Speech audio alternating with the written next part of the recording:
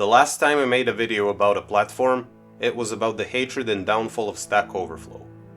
The platform exists and can be sought after via simple Google search, easily accessible to everyone and anyone.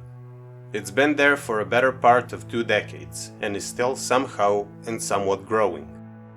But what if I told you that there is a different kind of forum, situated on the dark side, which allowed access to all different kinds of useful information?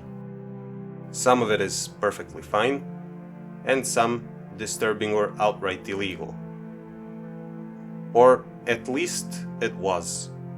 The service went down some time ago, and all we have left are some Reddit posts on the r/deep web reminiscing the good old days, and fewer videos on YouTube than the fingers on one of my hands. Given the fact that we're losing resources left and right with each passing day, I consider this to be my humble tribute to an amazing project, way past its prime, and now in its grave. The site was fairly popular, attracting all kinds of people, most of them inquisitives, like ourselves. Its name was Intel Exchange, and it was the real deal.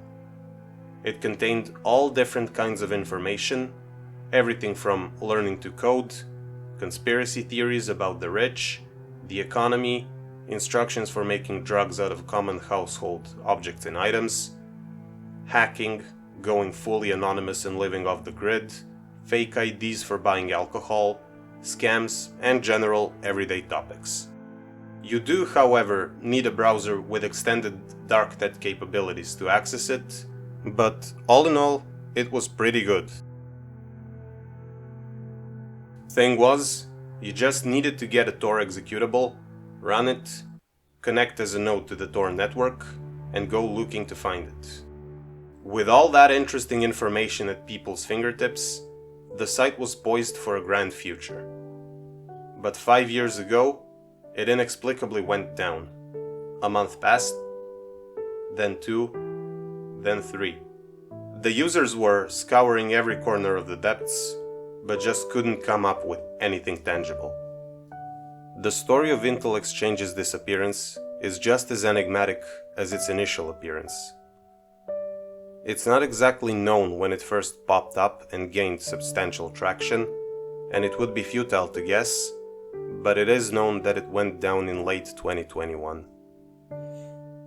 I believe it has something to do with security vulnerabilities pertaining to Tor, specifically the onion links.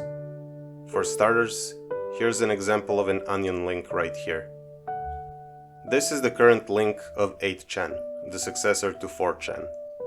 Notice anything out of the ordinary here?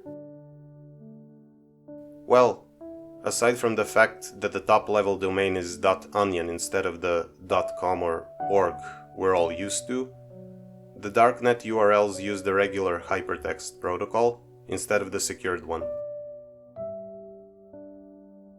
That's why we have the HTTP instead of the HTTPS in the URL, thus making it unencrypted and very sniffable.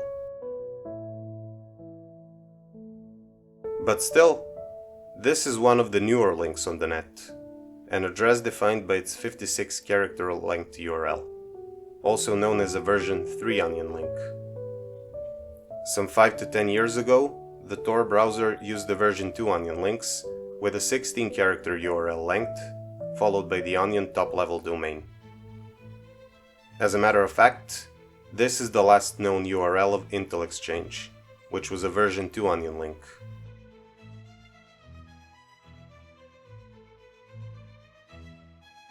The switch from version 2 to 3 happened around July of 2021, when the Tor team decided to halt support for v2 links in favor of v3, which had, by that time, been in development for a while. The new Tor client soon followed, 3 months later to be exact.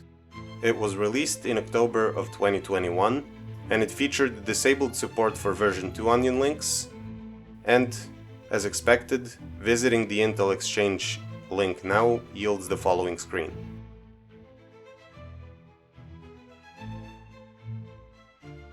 The switch happened because the previous version of the onion links was extremely insecure.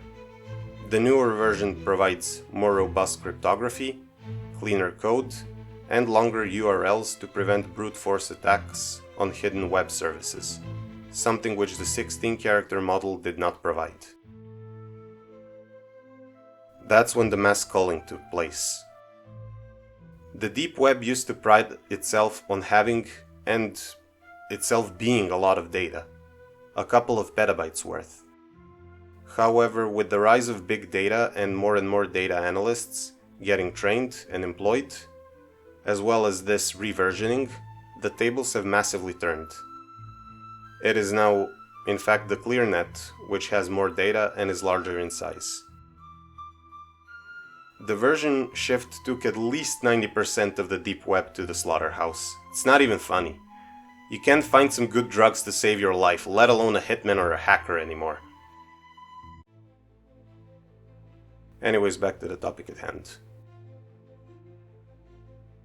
The purpose of Intel Exchange is in its name, a place to exchange intelligence on anything of importance.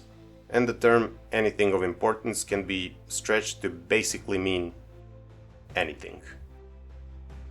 It worked like this. You would first discover the Intel Exchange forum. Yay! You could browse and read it, just like anyone else, but you couldn't start posting immediately, unfortunately. To do that, you would have to create an account with them, along with an explanation of who you are, what your qualifications and areas of expertise are, why you believe you would be a good addition and asset to the service as a fully privileged member, as well as how you would go about demonstrating the same. All of this was done in an effort to suppress trolling, which some of the forums I've spoken about are chock full of. And it worked. Really well. There were a variety of different people there, all with their own ideas, comments, threads and discussions. And there were a lot of good discussions on there. There are records of people complaining about the site going dark, even from 2018, a sign of things to come long before the culling. Half of the time, the forum was unresponsive, and half of the time, it would load and give the users access, with ever-dwindling data each subsequent time around. There are still some Intel Exchange links listed on the hidden wikis, but most are dead or law enforcement sting operations designed to catch illegal, unethical behavior. But this doesn't mean it's over for good. I like to be optimistic about this website, as it wasn't in and of itself illegal and actually provided a useful service to people. And at least a handful of them would fight to keep the service alive, whether it be providing hosting, reworking the code, changing the security configuration, or just spreading the word about its resurgence. A couple of astute, digitally inclined, and resourceful developers have also found a repository on GitHub with the same name. While I am optimistic, the repository was mostly written with React TypeScript, which compiles to vanilla JavaScript at build time, and the best policy of Tor is to simply disable JavaScript everywhere, as certain links carry viruses purposefully set there by law enforcement. So I do feel a bit skeptical about this one. All this is to say, rest in peace, Intel Exchange, for you've had your run. And what an amazing run it was.